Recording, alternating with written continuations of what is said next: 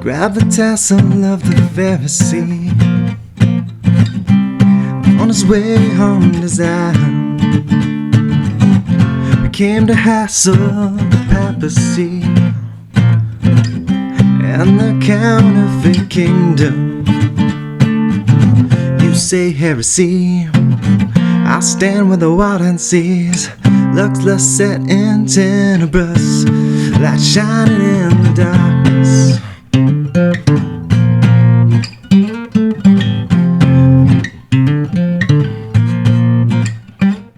Welcome back to the Pharisee Heresy Podcast. We're here with Daniel Vaden, Dr. Daniel Vaden.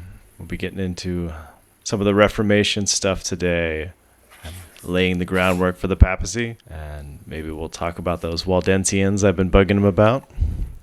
Welcome back, Daniel. Well, at some point, we got to talk about the Huns that you bugged me about. I've given up. Given up on the Huns. It's okay. All right, we'll get there. You know, what's funny is, I've been told before, like when I first started walking in some of the Torah and that sort of stuff. Well, how could the church have gotten it so wrong for so long? How could we have missed so this? wrong for so long? Like, have you ever heard of the Reformation? Their whole thing was that the church got it wrong. So it's not beyond the realm of possibility that we've missed a lot. So I think tonight, hopefully, we'll go over some of the history of how that evolved and take a look at the Waldensians. Last time we kind of left off queuing up the reign of the papacy, or the seat and office of Antichrist. And I want to be fair and say that the spirit of Antichrist is not limited only to Roman Catholicism and the papacy, but also that same mentality is present in Protestantism and other forms of Christianity and even atheist beliefs. So, the spirit of Antichrist is to do away with God's law, to replace God, to speak as if you are God, and to establish a hierarchical structure of governance over mankind, to seat yourself in the place of God. So anytime that we see that spirit or mentality, we can identify that as a spirit of Antichrist. I was like looking at like the Hussites, and I'm like, sometimes what they believe was wrong, but they have the right to be wrong without being, burned at the stake and murdered and being crusaded against, right? Exactly, the freedom of conscience.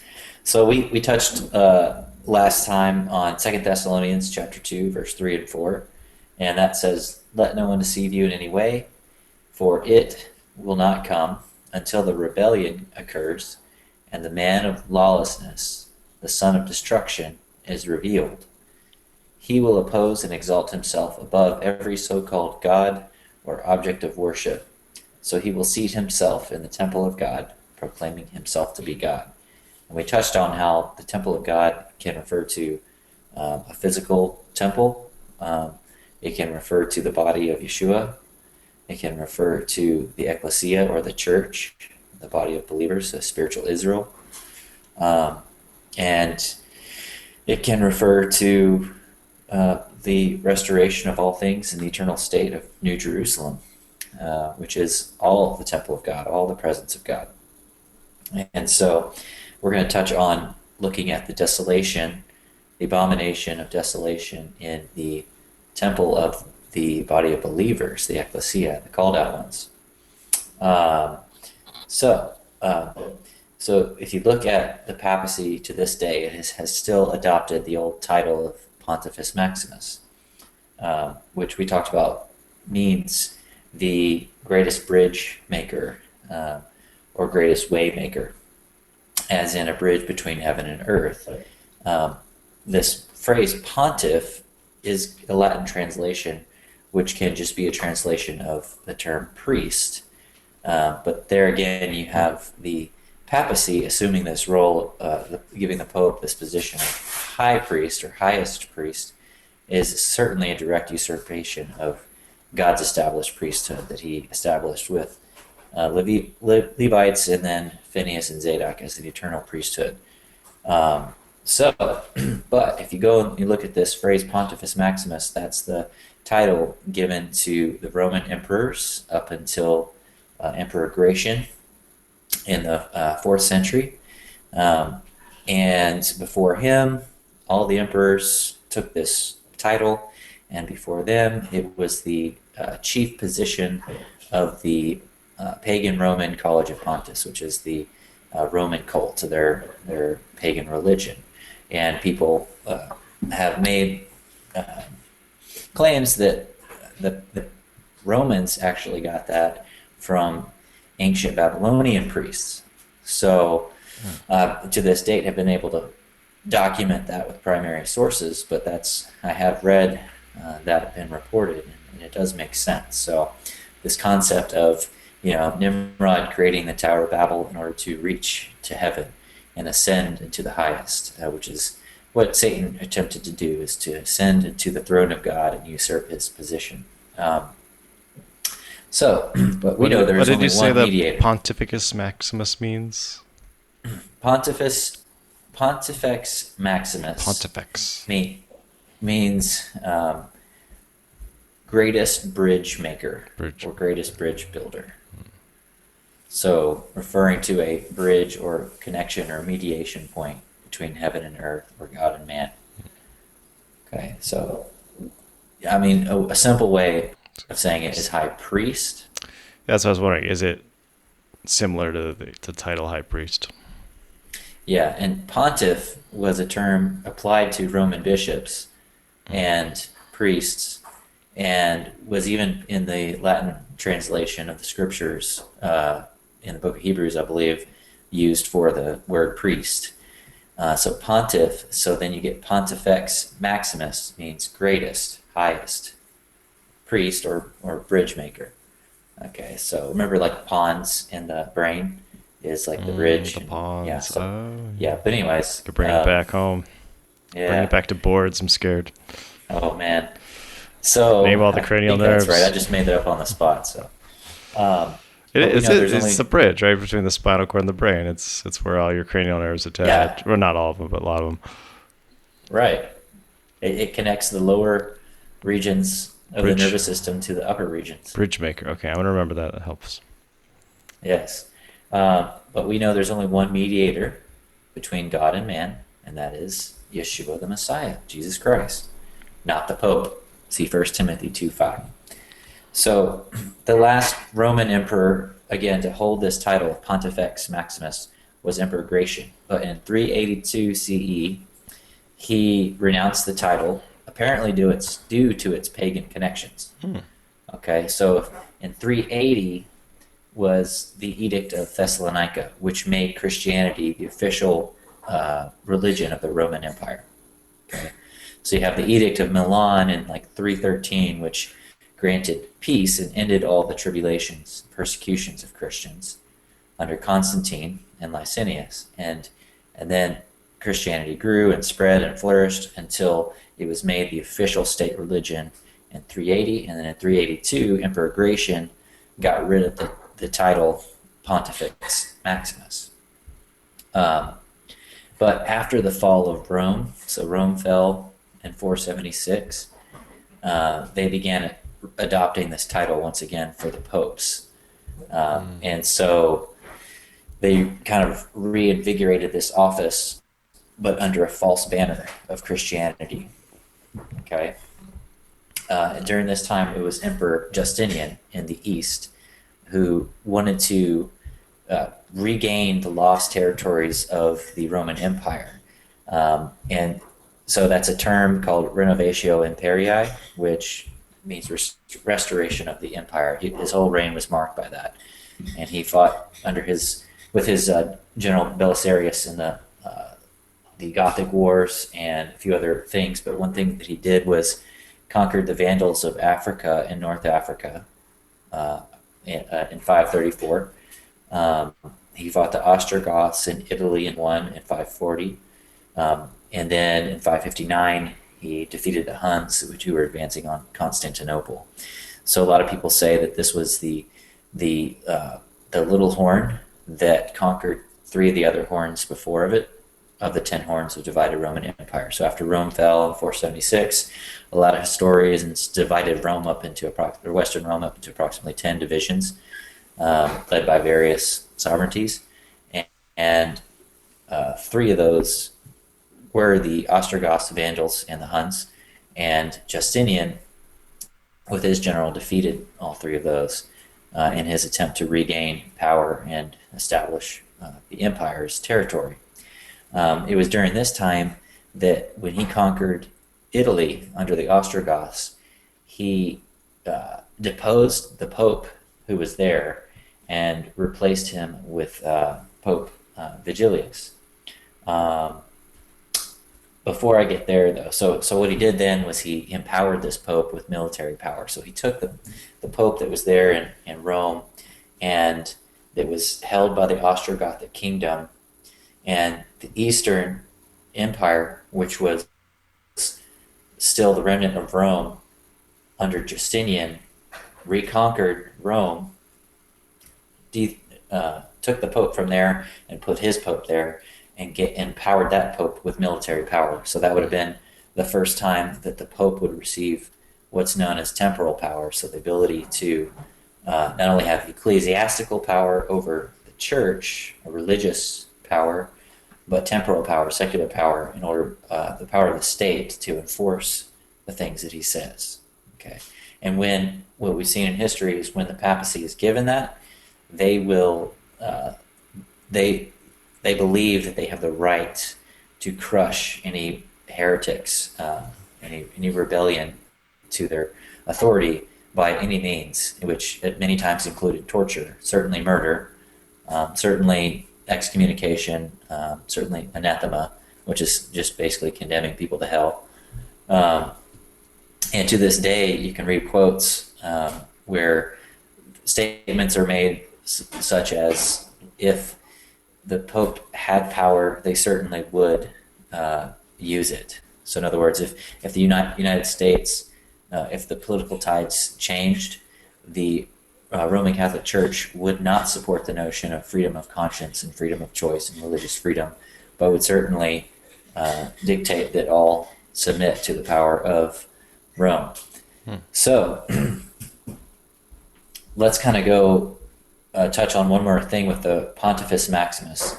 So with the pagan Roman religion, the Pontifex Maximus was oversight of all the festivals, the calendar, kind of confirming any sort of priests, and this, you'll see this in the papacy today. The Pope has to has to confirm any ordination of a bishop or a priest. And another thing that the Pontifex Maximus did was he would choose and govern over what was called the Vestal Virgins. So these were like cultic priestess virgins that would have to take a vow of celibacy for at least 30 years. And it kind of reminds me of nuns, because they have to take this vow of celibacy and live this monastic life. And the monasteries and things like that were starting to really ramp up during this time. And I think it was in the 6th century that the Benedictine order was established and really grew. But that's a topic I'm not well versed in. But I just thought it was interesting to note that although that Gratian got rid of officially abolished the cult of Vesta, what we see today is still the same sort of order established, where the Pope changes the times, dictates the festivals in the calendar, confirms priests and bishops, and has an order of celibate nuns, and also celibate priests that Paul warned us about, those who would forbid marriage. So a lot of carryovers there. So the rise of the Roman Catholic religion certainly led to the abolishment of Yahweh's feast days. So if you were a Sabbath keeper, if you kept the feast days, if you wanted to keep Passover on the 14th of Aviv, just like God told us to, you would not be able to. And so, in fact, at the Council of, I believe it's Nicaea in 325. Okay, so this would have been a few years after the Edict of Milan, when peace was given to Christians. Convened the Council of Nicaea and basically condemned the Arians who had a different belief about the nature of God, and confirmed the Nicene doctrine, which was almost the Trinity doctrine. And so then, but one of the other big things that they did there was they condemned the practice of celebrating the resurrection of Christ on the 14th of Aviv with the Jews. Okay, so there were Christians who were maintaining the feast days that got it established, and they said, no, we're not going to do that anymore. You celebrate the resurrection on Sunday, on the Lord's Day. All right, so you have these things starting to take place. You had, we talked about this last time, but institution of doctrines like transubstantiation, and indulgences, praying to saints, praying to Mary, the Mother of God, they say, the Queen of Heaven, they call her, which reminds me of Ashtoreth, who was referred to as the Queen of Heaven in the Old Testament. All right, so let's just read to kind of encapsulate this. The Pope itself means father, okay, and his official titles include the Vicar of Christ and Pontifex Maximus, or Supreme Pontiff. The Vicar of Christ means that the Pope is the earthly representation of Christ, so he sits in the seat of Messiah.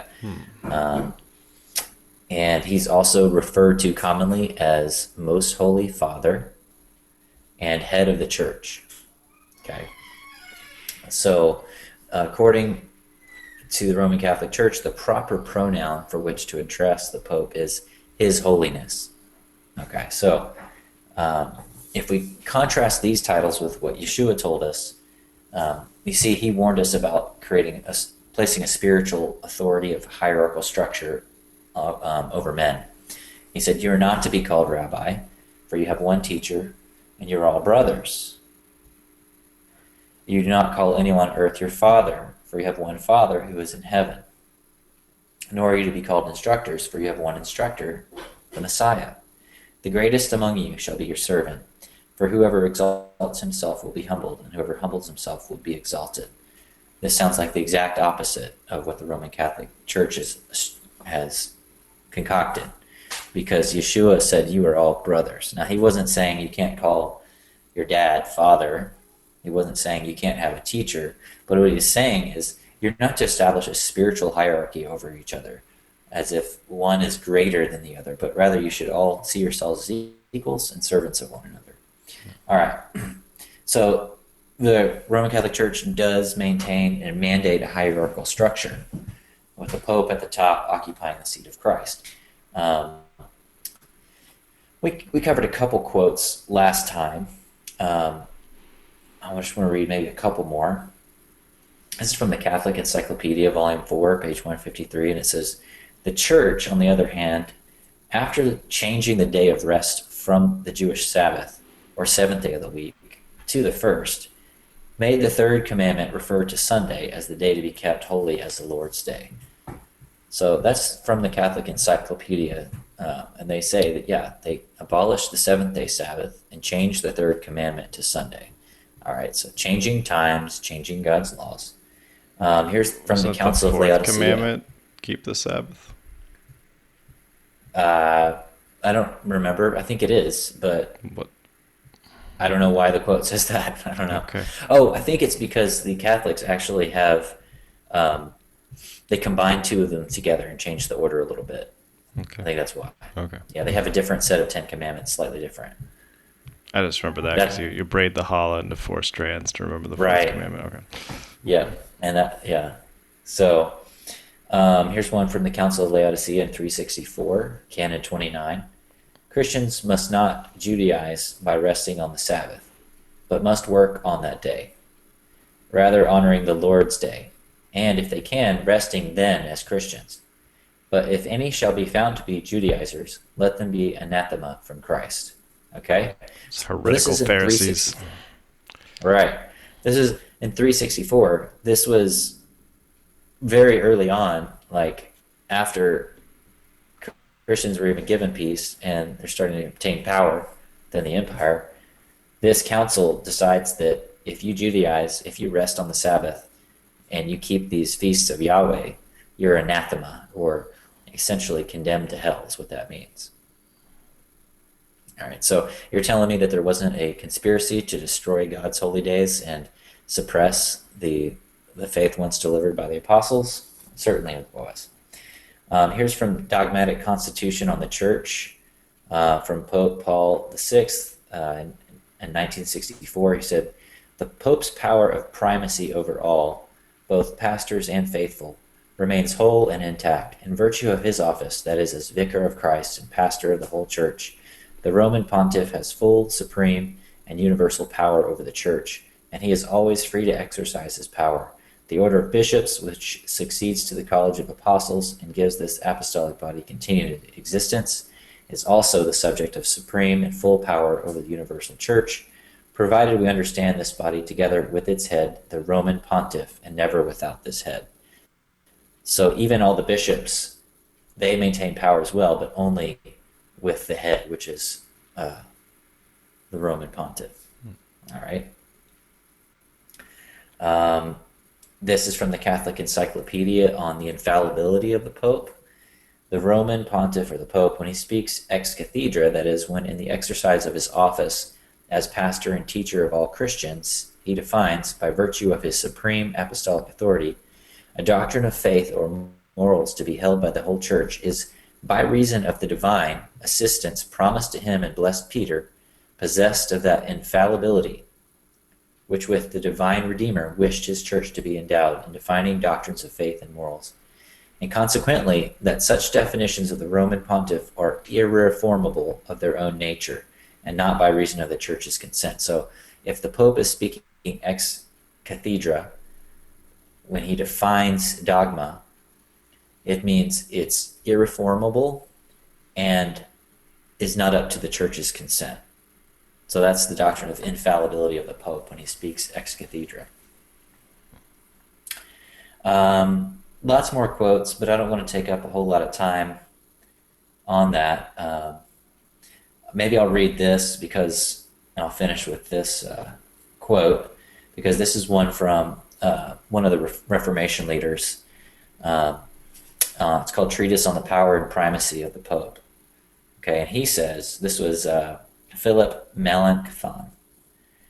"Now it is manifest that the Roman pontiffs, with their adherents, defend and practice godless doctrines and godless services, and the marks, all the vices of Antichrist, plainly agree with the kingdom of the Pope and his adherents. For Paul, in describing Antichrist to the Thessalonians, calls him an adversary of Christ, who opposeth and exalts himself above all that is called God or that is worshipped, so that he as God sitteth in the temple of God. He speaks therefore of one ruling in the Church, not of heathen kings, and he calls this one the adversary of Christ, because he will devise doctrine conflicting with the gospel, and will assume to himself divine authority. Moreover, it is manifest in the first place that the Pope rules in the Church, and by the pretext of ecclesiastical authority and of the ministry has established for himself this kingdom." Let's see. "He takes to himself the right to change the doctrine of Christ and services instituted by God, and wants his own doctrine and his own services to be observed as divine. Secondly, he takes to himself the power not only of binding and loosing in this life, but also the jurisdiction over souls after this life. And thirdly, because the Pope does not want to be judged by the Church or by anyone, and puts his own authority ahead of the decision of councils in the entire Church, but to be unwilling to be judged by the Church or by anyone is to make oneself God." In other words, God is the only one who cannot be judged, yet the Pope claims he cannot be judged, not even by the Church. And then lastly, these errors so horrible and this impiety he defends with the greatest cruelty and puts to death those dissenting. This being the case, all Christians ought to beware of becoming partakers of the godless doctrine, blasphemies, and unjust cruelty of the Pope. On this account they ought to desert and execrate the Pope with his adherents as the kingdom of Antichrist, just as Christ has commanded. So what happens if a pope is wrong? Like, and I remember like reading like with the Hussites that like John Paul like apologized for what happened there. Yeah, I Like think he did. you're saying that the past popes were wrong. How does that work? But they're without Well, judgment. right. And so the argument I think would be is that uh, the Pope. I think the Catholic argument is that the Pope is without judgment and infallible only when he speaks ex cathedra, as far as his teaching a dogma or doctrine. Okay, not that a Pope can't make a mistake or do something wrong, but it almost seems that Catholics will defend the actions of popes at almost no cost. Um, so let's move on to that and just read Revelation 11, 1 through 3. And it says, "Go and measure the temple of God and the altar." So John's given this vision of the temple, and count the number of worshipers there.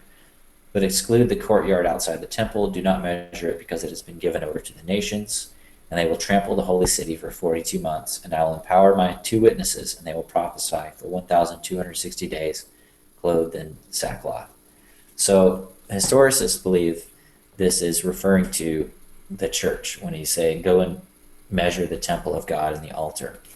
So count the number of worshipers there. And this time period of 42 months, which adds up to 1,260 days, would refer to years. And so that the the ecclesia would be subject for 1,260 days. They will be trampled on for 1,260 years. And so that's where historicists will take the time from the time that Justinian granted temporal power to the Pope, and what was that, 538, until Napoleon removed temporal power from the Pope in 1798, would be 1,260 years of papal supremacy and persecution of the saints, in which a lot of these atrocities took place, such as the martyrdom and massacre of millions of saints over the course of that time, including the Crusades, the Inquisitions, slaughtering the Bohemian Christians, the Vaudois, the Waldenses, the Albigenses or Cathars, the Dutch Protestants, the French Protestants or Huguenots, and then countless Jews and Muslims as well. So tonight, I'm thinking we would just talk about the Waldenses or Waldensians, or the Vaudois, I think is how you say it, which means valley dwellers. That's what that means. And so they lived in the yes, they lived in the north west Italy, region of the Alps, the Cadian Alps near Piedmont. close to evil, right? Yes. Heck of a place to hide. Not even out of Italy. Right. Yeah. So. The closer So we what are to this- danger, the farther we are from harm. Or whatever Mary says in Lord of the Rings. Yes. Or Pippin. Well, that Yes. doesn't make much sense to me. But then again, you're very small. Well, there's good left in this world, and it's worth fighting for, Nate. Yes. Continue, sorry. So, with that being said, we're going to jump ahead, and we can come back to the formation or the degradation, the apostasy of the early believers who kept the feast days and Sabbath and all that sort of stuff in the first, second, and third centuries. And we move to the 4th century in the 300s, where you have the establishment of the state religion of Catholicism. Then you get to 538 with the empowerment of the papacy with temporal power. Begins this time of intense persecution. And somewhere in the midst of this time is where we're going to talk about tonight, which is the massacre of the Waldensians. Fair enough? Yeah. Anything to touch on before we go into that? I just like looking into like why why were these crusades against these people? Like, what were their beliefs that were so different? You think they were doing like something crazy? Or with the Hussites, it was like they wanted to take the sacraments like a little more often, and they wanted the women and children to be able to do it too.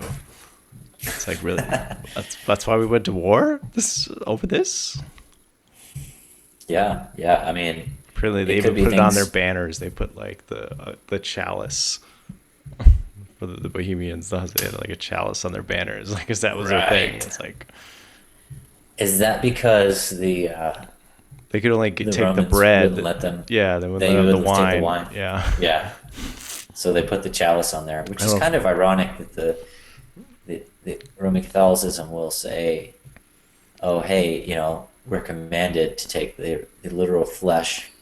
It's the literal flesh and blood of Christ. Yet you can only have the flesh. You can't have the wine. I don't know. It's Right. So I said, like, lots it's of like it's crazy. yeah. Anything like that is worth. Well, if you think that you're God on earth, then if anybody is a threat to your power and your position, then I yeah, think the just Waldenses have a much better reason, though. yeah. Since they, And I haven't studied the Hussites as much, me neither. so It's just I need to get interesting. there.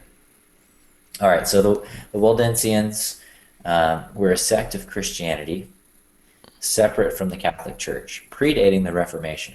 Okay, so conventionally, people date the origin of the Waldensians to the 12th century, and they'll say that they have been founded by this guy named Peter Waldo, who was a layman preacher in Lyon, France, not far from the Piedmont region. Okay, but the Waldensians have been traced back to a time much earlier than that. So don't just believe the first thing that you read online about when they were established, as far as people conventionally say. Read the primary material, and you'll see that's not the case. I feel like we need to So, insert "Where's a Waldo" joke. where is Waldo? Where did they really come from?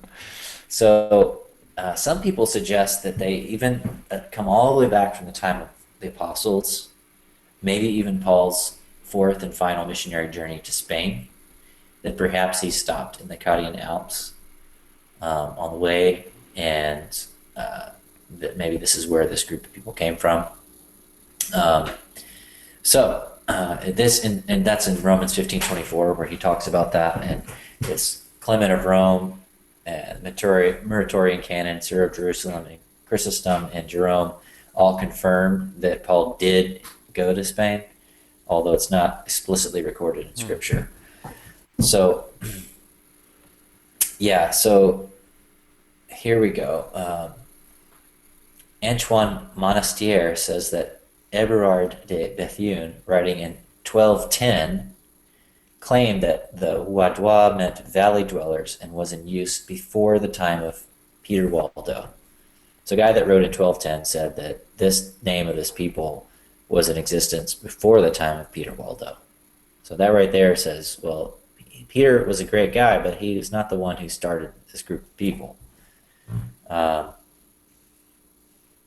So here's a really cool quote from Eugene Lawrence in his book Historical Studies. He wrote this in 1876.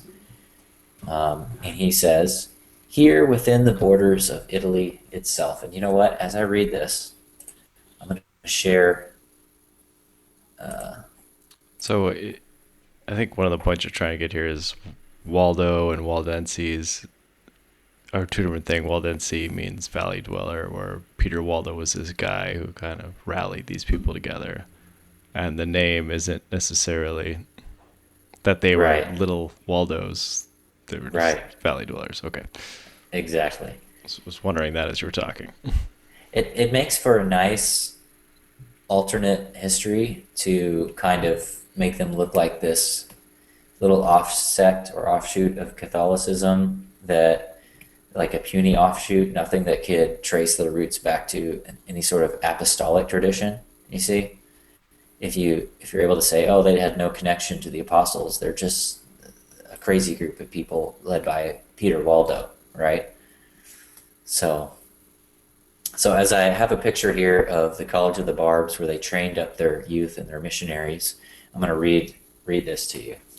And it says, "Here within the borders of Italy itself, the popes have never been able, except for one unhappy interval, to enforce their authority. Here no mass has been said, no images adored, no papal rites administered by the native Vaudois. It was here that Henry Arnaud, the hero of the valleys, redeemed his country from the tyranny of the Jesuits in Rome. And here a Christian church, founded perhaps in the apostolic age, has survived the persecutions of 1,000 years. We may accept, for we cannot refute, the narrative of their early history given by the Vaudois themselves. Soon after the dawn of Christianity, they assert, their ancestors embraced the faith of St. Paul and practiced the simple rites and usages described by Justin or Tertullian.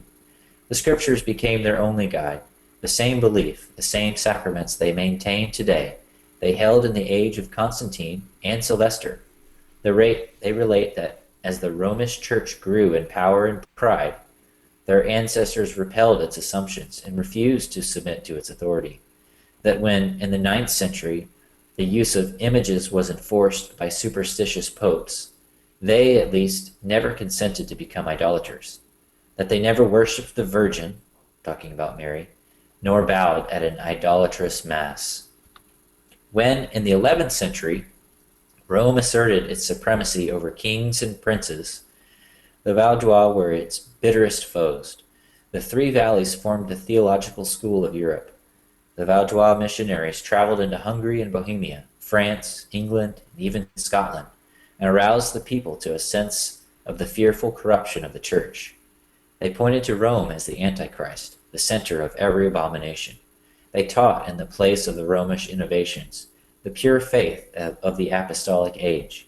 Lollard, who led the way to the reforms of Wycliffe, was a preacher from the valleys. The Albigenses of Provence in the 12th century were the fruits of the Vaudois missions. Germany and Bohemia were reformed by the teachers of Piedmont. Huss and Jerome did little more than proclaim the Vaudois faith, and Luther and Calvin were only the necessary offspring of the apostolic churches of the Alps. So, pretty cool. The reformers before the reformers.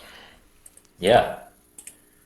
I mean, that, like, not even like breaking off from the Catholic Church, but just existing. You know, like Right. like Christians, like you mentioned with the Jews, with the edicts against them, like they would have been Christians just keeping the feast days, and like there's this idea there was just one church for a while.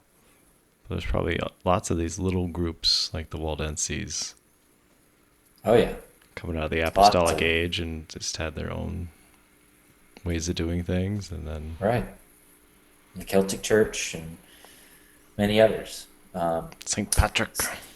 So one thing that is interesting about this quote is he mentioned in the 8th century when the icon worship became very central to Roman practice, where now it's to this day they have the veneration of icons. And so these are images of saints or Mary or Jesus or different things that you're supposed to bow down to, kiss, offer incense to, and they say, oh, well, you're not actually worshiping these things, you're venerating them. You're praying through them to the thing that they represent, right? So if it's a picture of Mary, you're praying through them and talking to Mary, and you're kissing Mary and whatever it is. So he was referring to that, and it was interesting, in that time period there was also a group within the Roman Empire known as the iconoclasts, and that means idol breakers or idol smashers, and they opposed this, and they actually went in and they would smash idols and images. Idol smashers, I like that. That would be a great name for like a heavy metal band, you know? The iconoclast. There probably one already. Probably is. We'll start one. Yes. And by the way, that was also during the time of the sixth trumpet of Revelation, and between the fifth and sixth. So was that time period. And if you look, that's one of the indictments that God said was that he brought the next trumpet was because they refused to repent of their worship of idols. So, interesting time period that after the iconoclasts lost against the iconophiles, and it was set in stone, that's when the next trumpet came against the Roman Empire. All right, so we're going to move on.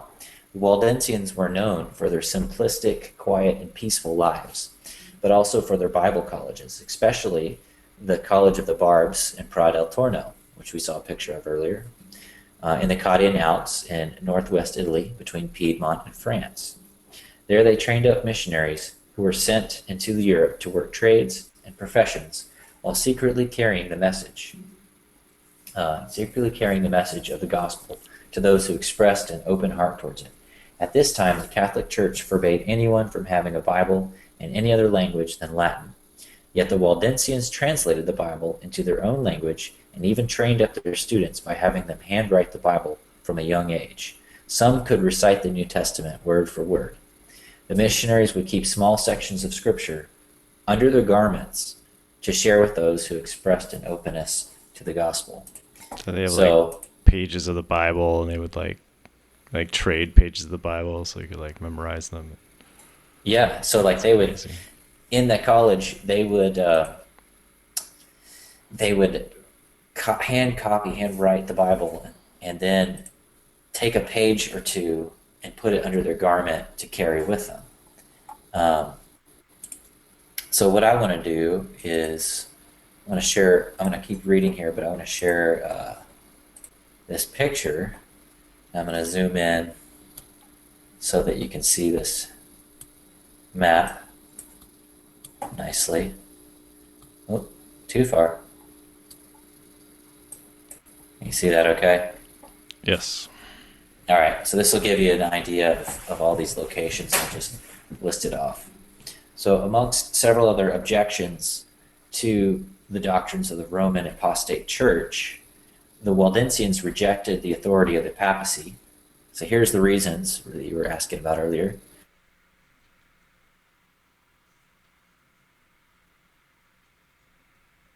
They rejected the authority of the papacy, rejected the veneration of Mary and the saints, as well as prayer to them, and they identified the office of the papacy as the seat of the Antichrist. This is the Waldensian Confession of Faith, circa 1120. We believe and firmly maintain all that is contained in the 12 articles of the symbol, commonly called the Apostles' Creed. I'm going to scroll down so that you can see that. And we regard as heretical whatever is inconsistent with the said 12 articles. We believe there is one God, the Father, Son, and Holy Spirit. We acknowledge for sacred canonical scriptures the books of the Holy Bible. The books above mentioned teach us there is one God Almighty, unbounded in wisdom, infinite in goodness, and who in his goodness has made all things.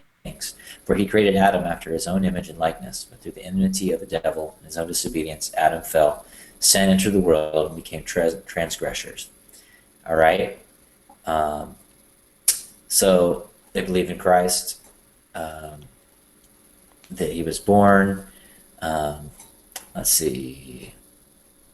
He rose again for our justification. There's no other mediator or advocate with God. Virgin Mary was holy, humble, full of grace. But she's waiting in heaven for the resurrection, just like we will when we die. She's not alive. We don't talk to her, right? So let's see. They deny the imaginary purgatory that the Antichrist papacy invented in opposition of truth. Let's see. Yeah, they consider an abomination these vigils of saints, holy water, abstaining from meat on certain days, but above all, the masses. Let's see. They abhor penances. That would be like Lent. Yeah, like Lent. When was Lent instituted? I don't know. It's a good question. I have to look that up. Oh yeah, they say that sacraments are signs of holy things, like communion, They believe it's proper and necessary that believers use these symbols when it can be done, but they say that believers are saved without these signs when they have neither place nor opportunity of observing them. So in other words, we talk about, does baptism save you? Does taking communion save you? No, but they are sacraments, institutions given to us that as obedient believers we are to walk in. But the Catholics would teach that if you deny those things, if you don't do those things, you cannot be saved. All right, so they were making it clear that they don't maintain that belief. They also acknowledge no sacraments as a divine appointment. So traditions are different; they're okay, but divine sacraments, but baptism and the Lord's Supper. Okay, yeah. So yeah, that was that. And again, this was in 1120. Okay, so they existed way before that. So this was a confession of faith that was codified a little bit later. Yeah, so here they were excommunicated in 1181. 1215, they were declared to be heretics by the Fourth Lateran Council. All right, so I'll go back up to this map. Any questions so far? And they did keep the Sabbath? I didn't see that. We'll get to that, but I do believe that they kept the Sabbath and probably feasts and other things like that. But as you see in even non-Roman Catholic Christianity, those things began to fade away because, well, first of all, the Roman Catholics weren't the only one that were affected by lawlessness, and they certainly had a huge influence because they would kill you if you didn't do what they said. So what you find is like the believers who would maintain these practices were forced into more and more obscurity, right? And so they would have to just live a quiet, peaceful life. So here's what I will go into the Sabbath issue here in just a second. So we just see that they were declared heretics in 1215. So now if you're a heretic, it's different because they would consider you having been part of the Catholic Church, and then a heretic would be someone who then leaves the Catholic Church. So they would have higher, punishments for you. So Dominican Inquisitor Father Moneda of Cremona wrote a series of 5 books defending himself in the Catholic Church from the Waldensian criticisms. They serve as a 13th century primary source, evidencing that the Waldensians kept the Sabbath. Moneda relied upon the same antinomian or anti-law arguments often expressed by Christendom today, namely that the Sabbath was for Jews and that Sunday is the Lord's Day, an ordinance of the Church to be observed. And he quoted Galatians 4 and 5 and Colossians 2 to convince his audience that the Waldensians were in error by keeping the seventh-day Sabbath and, as he says, other Jewish customs, such as circumcision and the biblical festivals. So this guy was trying to defend Catholicism by using the same arguments that Christians use today against Sabbath keepers, right? To convince his audience that the Waldensians were in error for keeping the Sabbath and other so-called Jewish customs. So if he's defending the church against these people for this reason, it means that either all of them or at least many of them were doing these things. Okay? Now, following the Protestant Reformation, the Waldensians stopped training their missionaries at the College of the Barbs in Pra del Torno, but rather sent them to Geneva, Switzerland to be trained by John Calvin and his associates. It was at this juncture, sadly, it seems, that the Waldensians at large ceased the practice of Sabbath observance and became amalgamated into the doctrines and traditions of Protestants. I remember John Calvin did not like the Jews very much. Right, neither did Luther. And you see, the Protestants came out of Roman Catholicism. They had already embraced so many things about Roman Catholicism. They just had a problem with the Pope and a few other things. These guys were not the textbook example of a follower of Yeshua by any means. They were certainly imperfect, but God definitely used them to bring a judgment and to bring religious freedom for a lot of people so that they could actually start to learn about these things. Because, you think about it, what good is, teaching about Sabbath stuff if you don't even have the Bible? if you can't even read the Yeah. Bible. You know what I mean? It's like, this is a big deal to even make that move. So it's helpful to remember that the Protestant Reformation initially was an attempt not to abolish, but to reform the Roman Catholic Church, not to separate it from it. So these reformers carried many doctrines and traditions of man and shouldn't be seen as the ideal standard of biblical faith.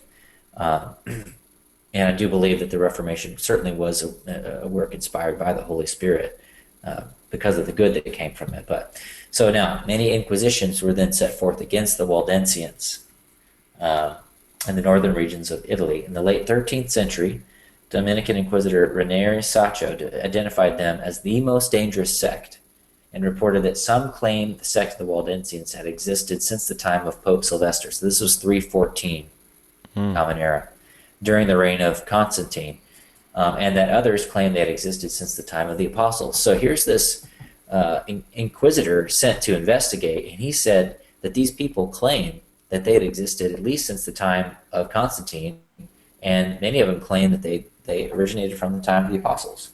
Makes sense. Like Nero, and then the persecution happening during then, that they would have moved somewhere. I'm like, well, we can't go back to Israel.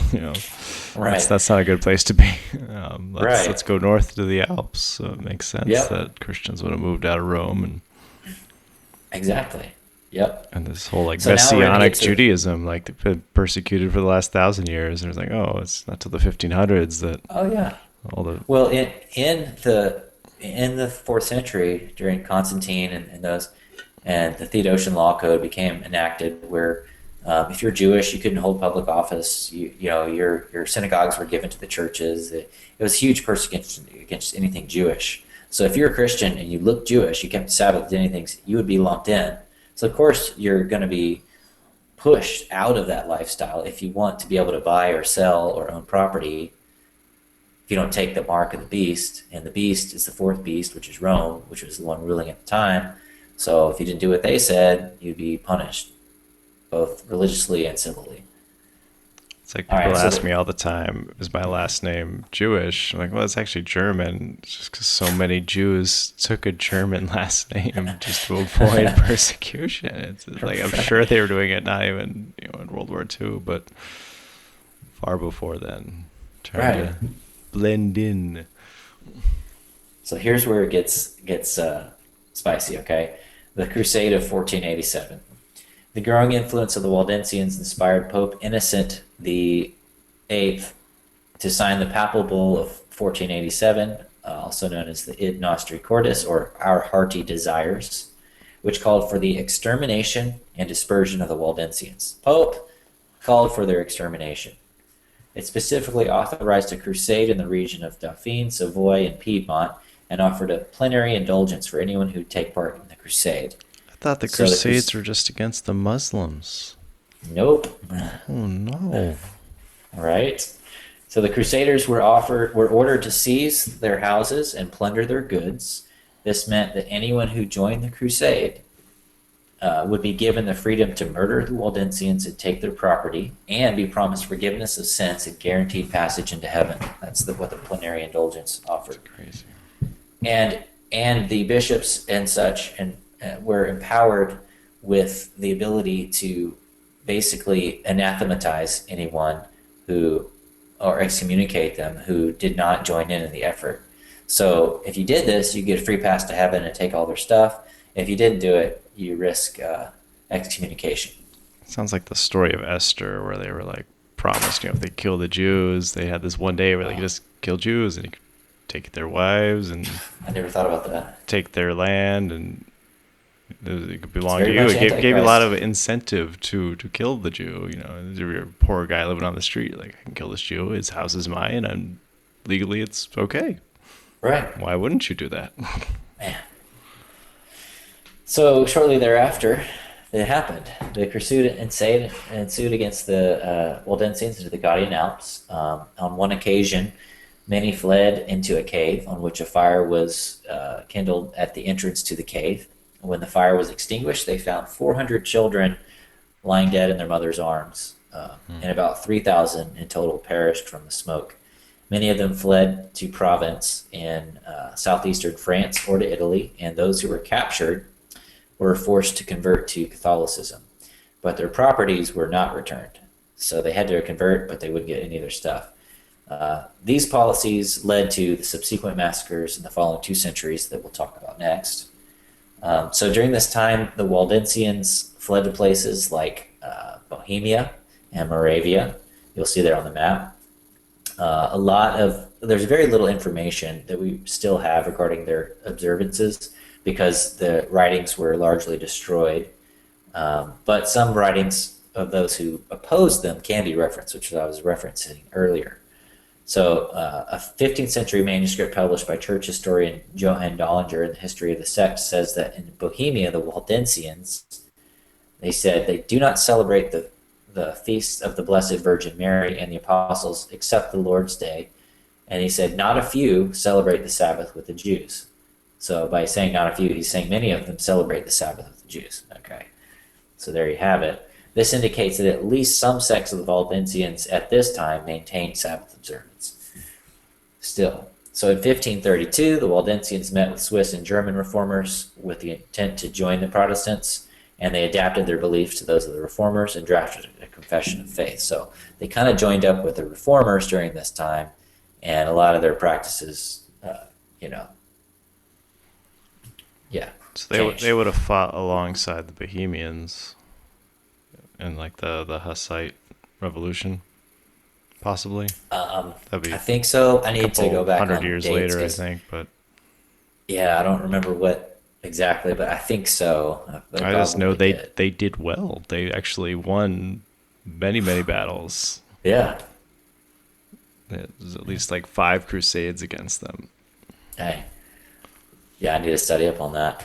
All right, so they invented like the first tank. That's crazy. That's awesome. and one of the guys, I forget his name.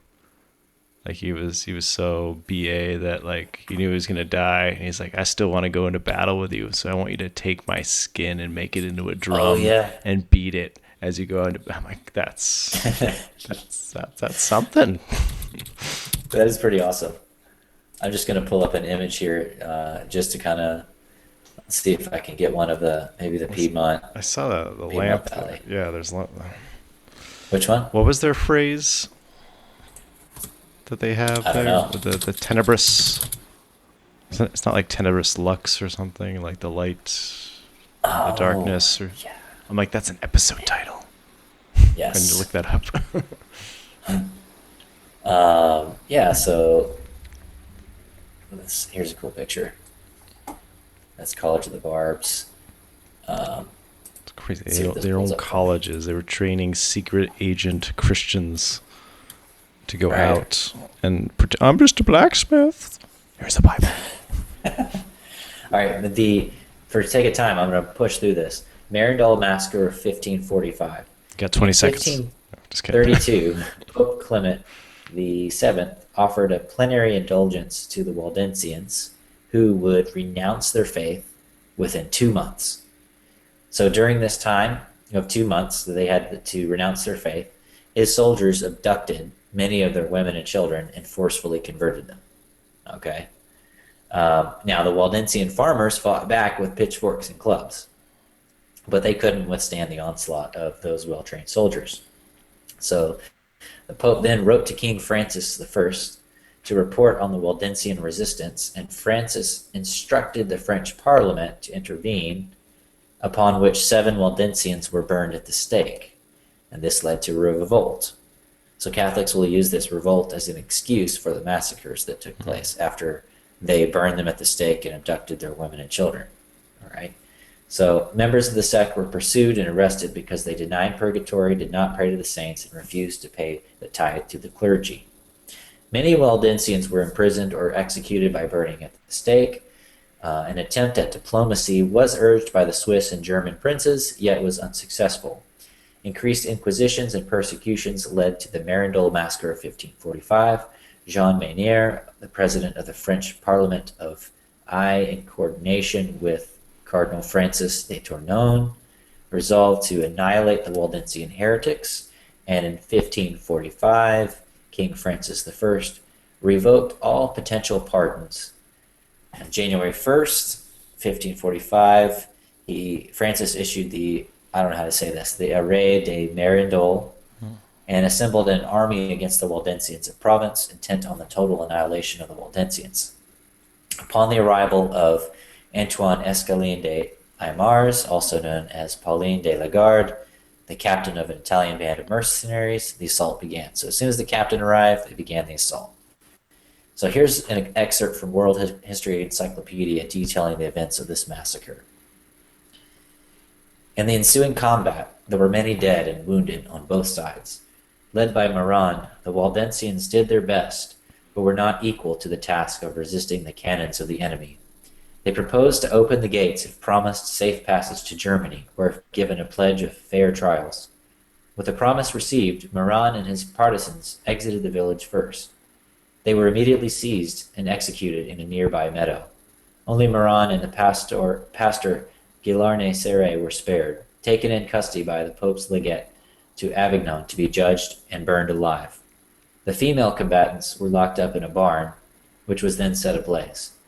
Those who tried to escape were massacred, their heads carried in triumph on the tips of lances. Soldiers searched for survivors and forced open the door of the church. In the sanctuary, women were raped, their throats slit, and some thrown from the bell tower. The few women who survived were sold as slaves. In 1 month, 900 houses were burned, 24 villages destroyed, and 3,000 people massacred.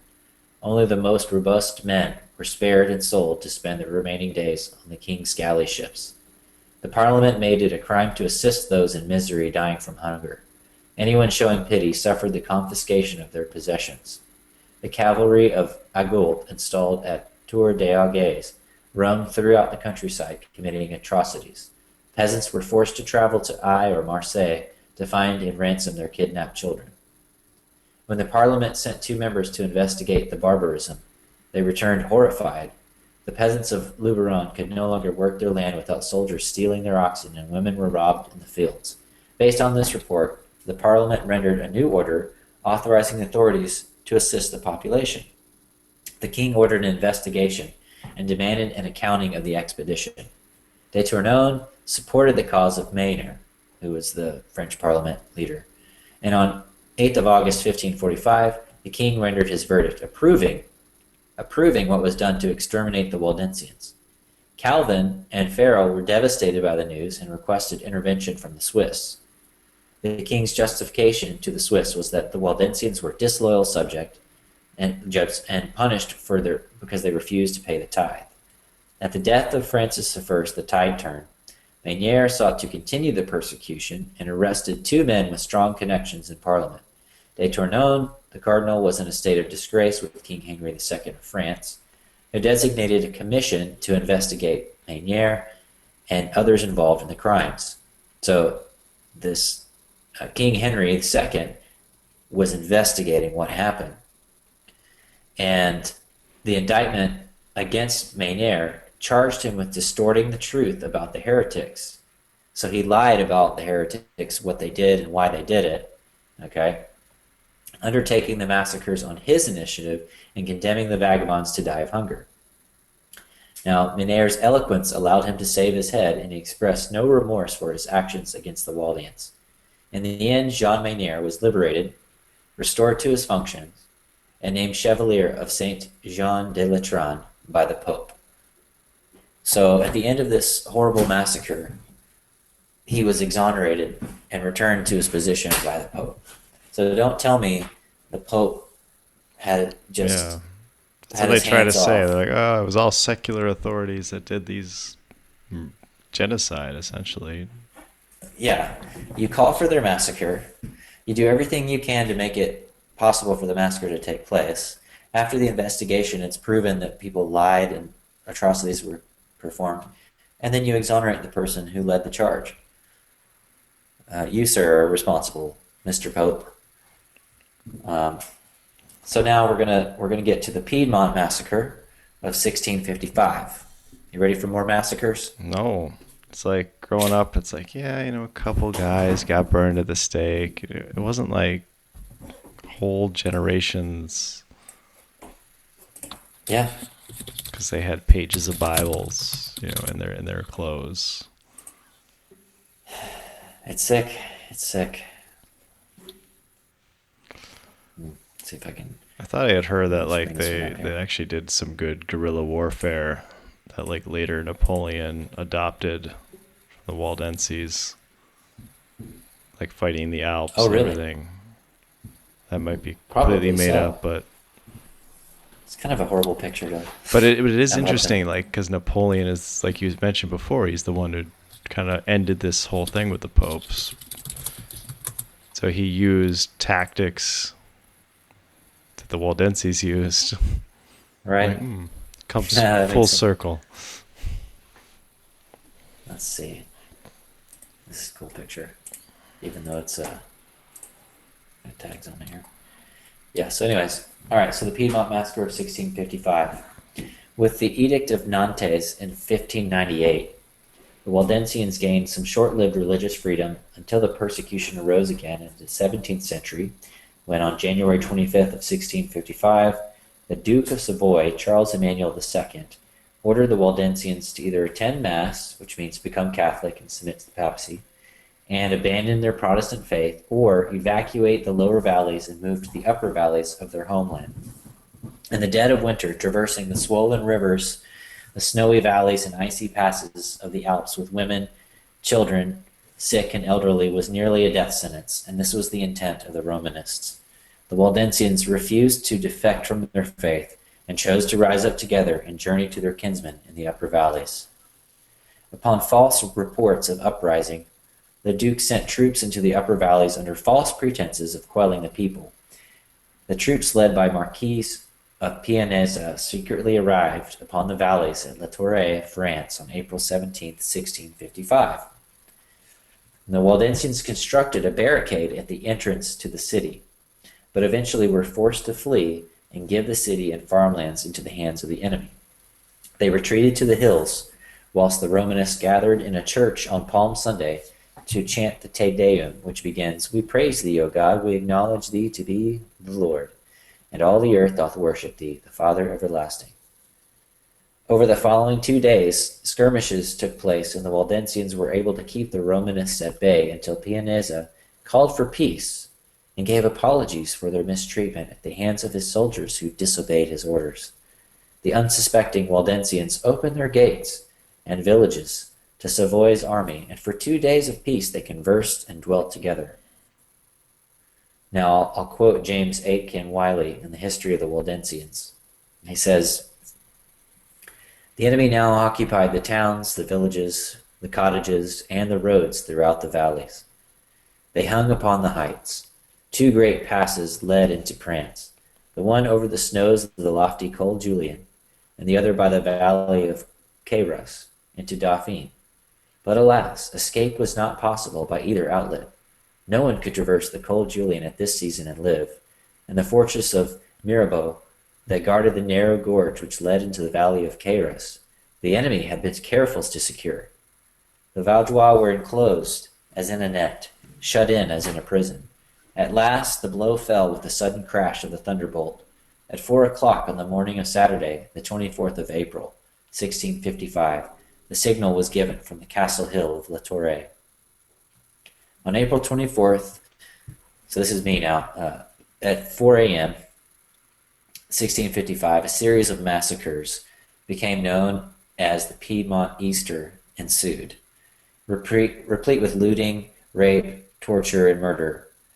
So James Aitken, he continues here. He quotes another historian, Peter Liège, who was there and documented the events of the massacres from the accounts of the remaining survivors. And he says, now, prepare yourself for this, okay? So Peter says, yeah, wow, okay. Sorry. Here we go. Poor taste. Yeah, all right, here we go. Little children were torn from the arms of their mothers, clasped by their tiny feet, and their heads dashed against the rocks, or were held between 2 soldiers and their quivering limbs torn up by blunt force.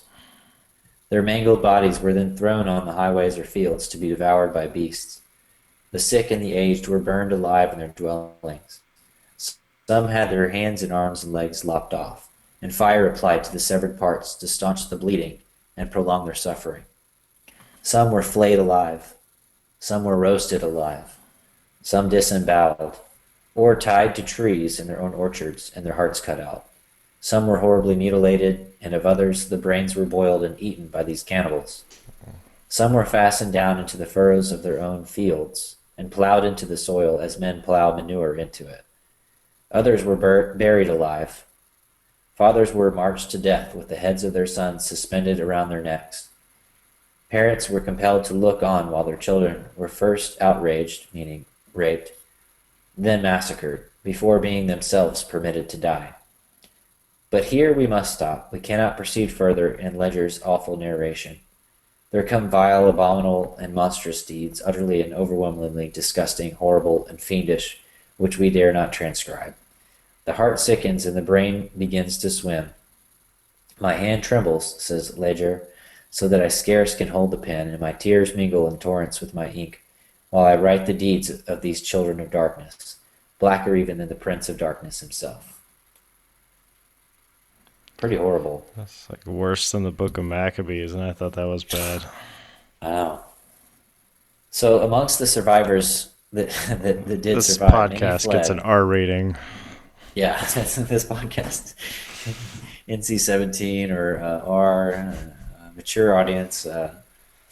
Among the survivors, many fled, and some remained in France to form a guerrilla resistance, which became known as the Invincibles. Spurred on by Waldensian pastor Henry Arnaud, the resistance continued to fight, eventually met with support from the Dutch.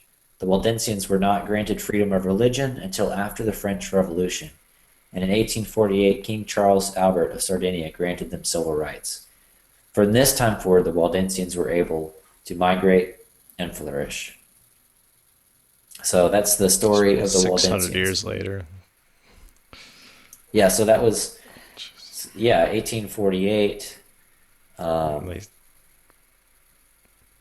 Yeah, all this stuff started around, 1487 was the Crusade. Yeah. So from 1215, when they were declared to be heretics, right? Right. Until they were given civil liberty and religious freedom. So like 600 years or so. That's the Great Tribulation, folks. It's not Yeah, 3.5 years. Exactly. It's and in fact, I think that they're Tribulation. It's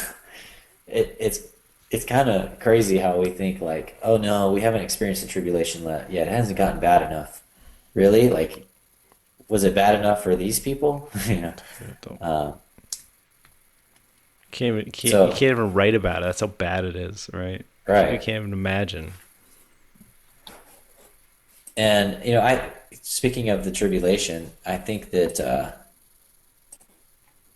that the Great Tribulation actually is referring to my view here. The time of Christ from the resurrection, the birth of the ecclesia, so to say, the foundation of the apostles and prophets, and Christ being the chief cornerstone. Which, by the way, Yeshua is the rock upon which the church is built. He is the rock. The apostles are foundation stones. Okay, Peter is not the rock and did not create an apostolic succession of popes. Yeshua is the rock. Peter is a pebble. So, but anyways, the point being is that from the time that the ecclesia was called out until Christ returns, I believe is the Great Tribulation. And because you can't find a time in history when tribulation is not occurring, sometimes much worse than others in different places. You have these 10 periods of intense persecution under the Romans, and you get to the 1,260 years of the papacy. So if we're looking for a special 7-year tribulation, which is based on a faulty understanding of the Daniel 70 weeks, I think we're looking in the wrong place. I think what we're looking for next is Armageddon and the return of Messiah. I think that's what we're looking at. So we can get through. We can start on the seals and the trumpets if you want next time, or we can talk about the transformation from the faithful believers into the falling away. But I think this was a long episode for tonight. So thank you for your time. Thank you. Very good. I'm ready, willing to go wherever you want to go. All right. Sorry, this is sort of a downer episode. Yeah, I but, know. I'm gonna go There's good to cry come. myself to sleep now. Right? Oh, thank God for His mercies. Right. That's right. All right, buddy. You have a great Somber evening. ending. Yes. Good night. Chat Thank soon. you. Thank you, Doctor. Thanks. Have a good one. Thank you, Doctor. All right. Bye-bye. Bye. It's not a flex, just need a little cultural context. It's not complex. Oh, can't you see?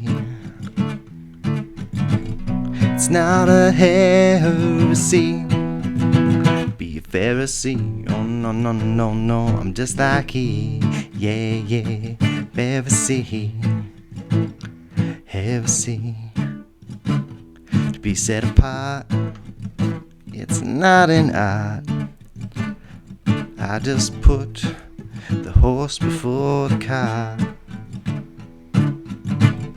You wanna be servant, but you're not observant like the Pharisee. Oh no, no, no, no, I'm just like he. Hey, yeah, heresy, Pharisee.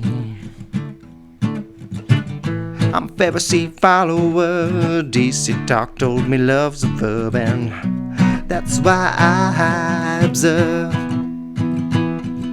the Torah, just like Yeshua.